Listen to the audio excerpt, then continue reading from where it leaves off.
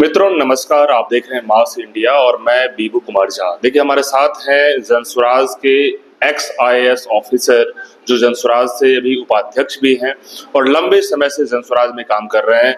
Sir, Bihar में जो है बतौर एसडीएम बीपीएससी से जुड़े, उसके बाद बीपीएससी में ऑफिसर होने के बाद जो है लगातार कई जिले में डीएम रहे और लालू यादव के भी टेन्योर में समय में इन्होंने काम किया और नीतीश कुमार के भी समय में इन्होंने काम किया। काफी एक्सपीरियंस है इनको और हम जानेंगे कि आखिर बिहार में अब बदलाव की बात जब की जाती है तो क्या कुछ अब करने वाले हैं। सबसे पहले स्वागत है ललन जी। धन्यवाद। सर, पहला सवाल है कि आपकी जो जर्नी है स्टार्टिंग ऑफिसर से एसडीएम बीपीएससी टॉप करने के बाद कैसे क्या आपने शुरुआत करी उस समय, थोड़ा वो ब्रीफ कर दें। मैंने टॉप नहीं किया था but I was in 1 to 10। 1 to 10 तो सर टॉप ही माना जाए। जर्नी मेरी काफी अच्छी रही। I was for nearly 5.5 years SDM in different subdivisions, and then DDC for 5 years in different districts, and district magistrate for 4 years in Nawada and Katihar. तो sir उस समय प्रमोशन से बनते थे लोग?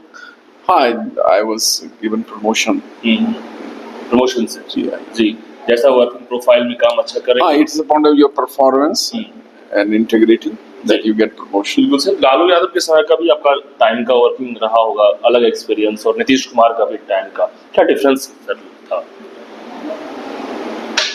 डिफरेंस तो निश्चित था।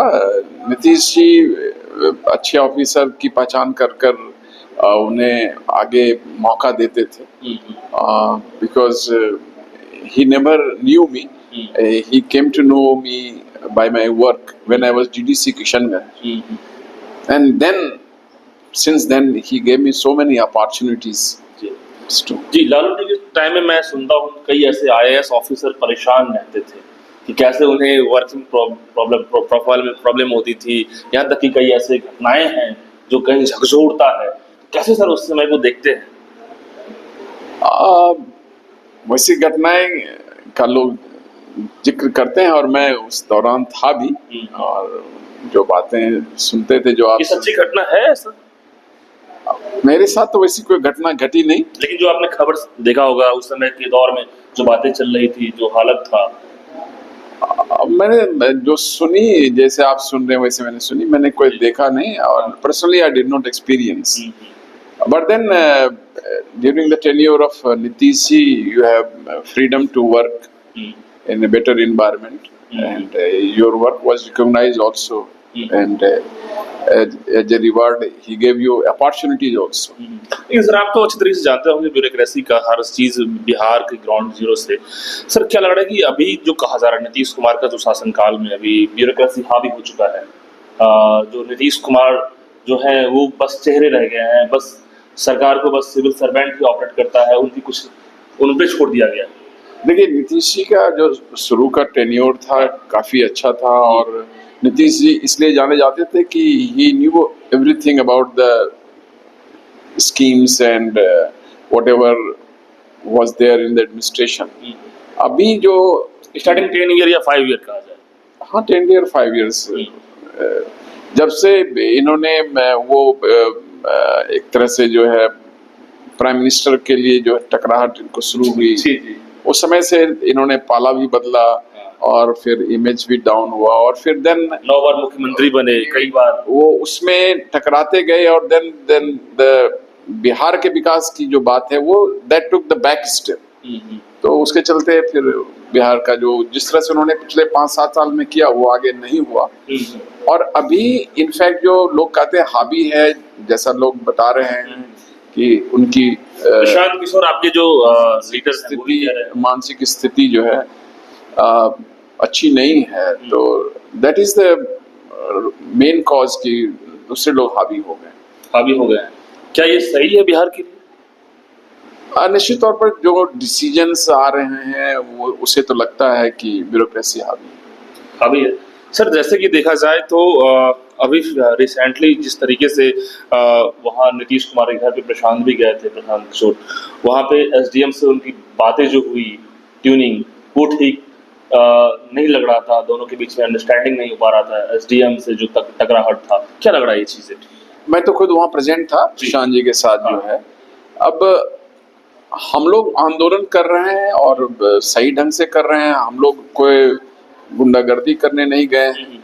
तो हम लोगों का जो बात करने का जो ढंग था, जो आंदोलन करने का ढंग था, काफी पीसफुल मीन्स से था। तो नेचुरली इसको लोग नहीं समझ रहे हैं, और जो ब्यूरोक्रेसी है वो तो नहीं समझती है, वो तो समझती है हर एक चीज को लॉ एंड ऑर्डर के लिए, और वो समझती है कि यदि हम कहीं पर किसी पॉइंट पर आंदोलनकारी को रोक देंगे तो प्रशासन उसको पीठ थपथपाएगी। तो उनको समझना चाहिए कि आखिर में यदि कोई आंदोलन करके कहीं कुछ कहना चाहता है तो उसकी बात जो है वहां तक पहुंचनी चाहिए, सत्य तक, और ये नहीं पहुंचती है तो उसमें दिक्कत होती क्या जनता के लिए जो हुआ लाठीचार्ज इस तरीके से जो बर्बरता से की जाती है, कहीं ना कहीं जनता की लिए भलाई के लिए है ये सब चीजें? देखिए, डेमोक्रेसी किस लिए होता है? जनता के लिए होता है। और डेमोक्रेसी में आप lathi charge, are we animals? Even अब एनिमल्स को नहीं बर्बरता से मारा जाता है, सिंस जो लोग अब कॉन्शियस हो गए हैं। तो आप हमें लाठीचार्ज क्यों कर रहे हैं जी? क्या हमने वैसा बिहेव किया? क्या हमारे प्रशांत जी ने वैसा बिहेव किया, या हमारे जनसुराज के पार्टी वर्कर ने वैसा बिहेव किया? ऐसा कुछ नहीं हुआ। बिल्कुल सर, दो जिले में आपने डीएम बतौर काम किया। जब एज अ डीएम आप जब काम कर रहे थे तो क्या जमीनी स्तर पर दिक्कतें लग रही है सर? बिहार में, बिहार बहुत पिछड़ा है, आप लोगों को एक डीएम का बहुत बड़ा दायित्व होता है, रिस्पॉन्सिबिलिटी। तो क्या लग रहा है कि सर बिहार में क्या क्या कमियां दिख रही है, कैसे इसे दूर किया जाए? देखिए, ब्यूरोक्रेसी यदि अपना काम सही ढंग से करे तो बहुत सारी समस्याएं दूर हो जाएगी। उसमें होता क्या है कि जो गवर्नमेंट जॉब होता है, लोग 10 से 5 की बात करते हैं और वो सोचते हैं कि किसी तरह उनका समय बीत जाए।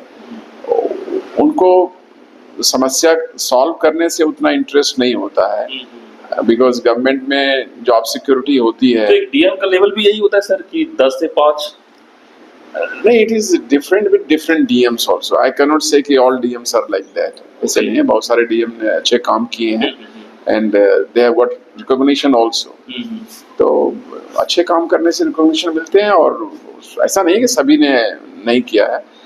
हाँ, naturally there may be people जो जैसे कि सर डीएम का जब मैं ट्रेनिंग सेंटर में देखता हूँ ग्रेट रिस्पॉन्सिबिलिटी लिखा जाता है, ग्रेट रिस्पॉन्सिबिलिटीज, तो वो दायित्व जो है हो पा रहा है?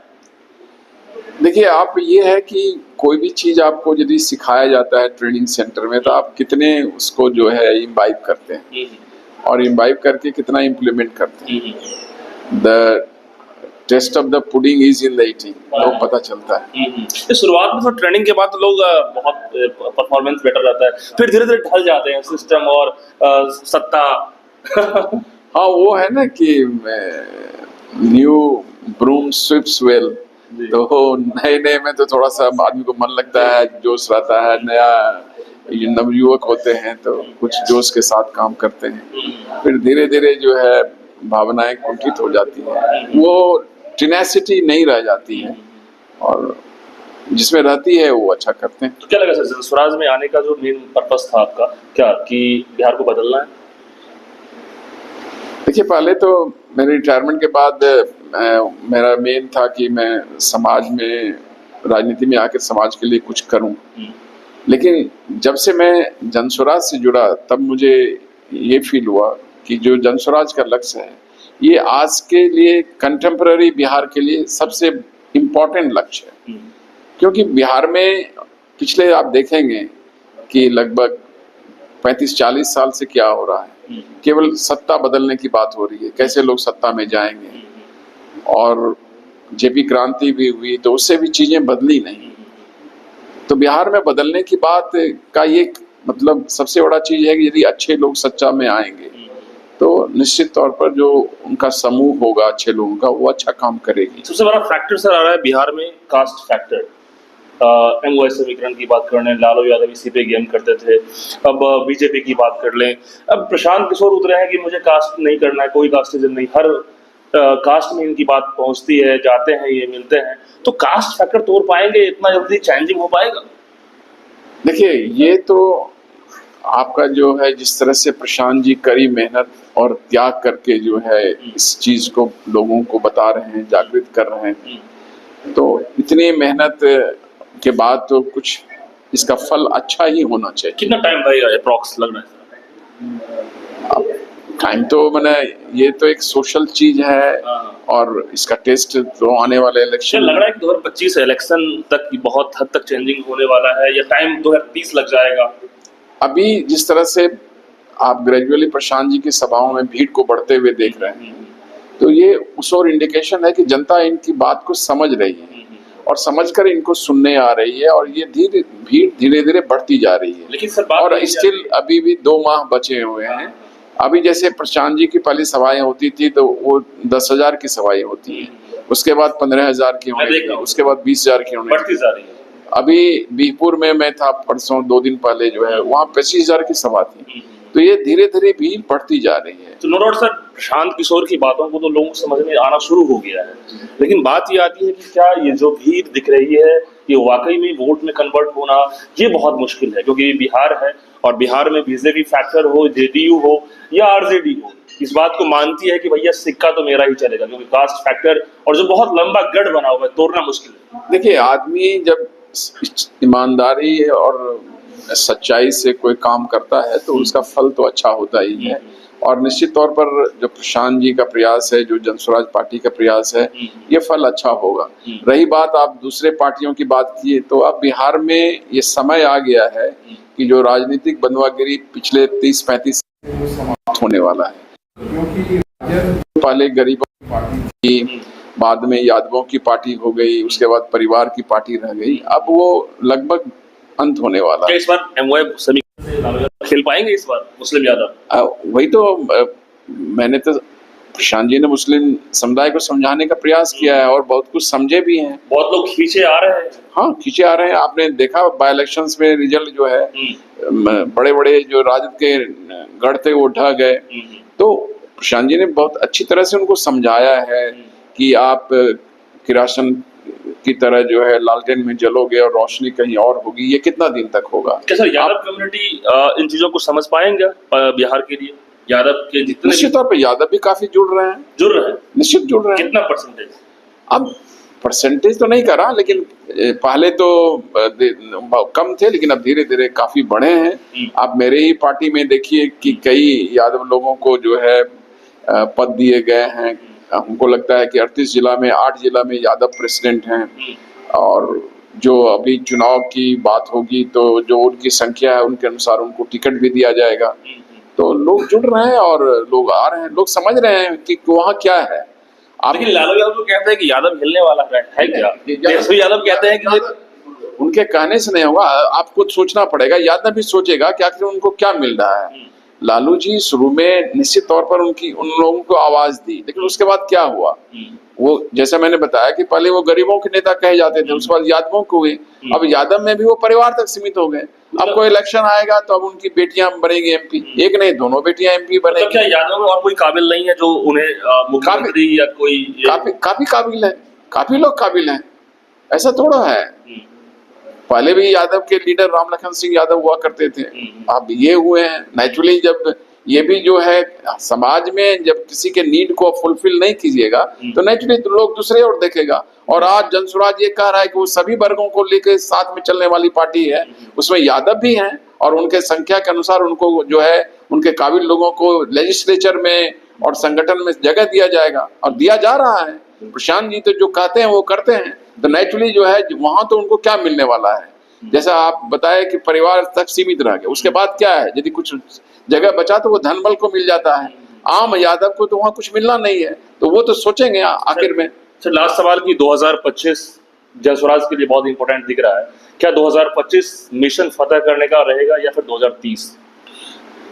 देखिए, अभी जिस तरह से प्रशांत जी की सभाओं में भीड़ बढ़ रही है, ये और बढ़ेगी। अभी 1 महीना जो है अभी और उनकी सभाएं होनी है, और हमें लगता है कि वो क्लाइमेक्स पर पहुंचेगा, और लोग क्लाइमेक्स पर जो लहर होगी वो लहर ये इंडिकेट करेगा कि नहीं, जनता उनकी बात समझ चुकी है।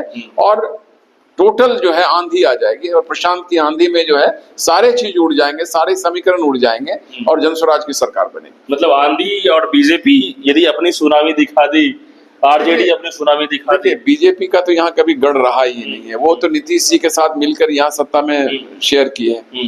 बीजेपी अपने आप में यहाँ कितना सीट लाती थी पहले, जहां तक मेरी याद है जब मैं ग्रेजुएशन में था तो राउंड अबाउट 30-40 सीट्स उनको आते थे। वो तो नीतीश जी के साथ सत्ता मिलके वो लोग कर रही है, अपना तो उनका कोई ज्यादा गढ़ यहाँ है नहीं। और जहां तक आरजेडी की बात है, उनका गढ़ टूट रहा है। आपने देखा बाई इलेक्शन में बड़े बड़े जो किले हिल गए। आप बेलागंज में वो 35 साल से नहीं हारे थे, वहां हार गए, वो रामगढ़ हार गए। इस बार फ्लॉप होगा, हो जाएगा, निश्चित होगा।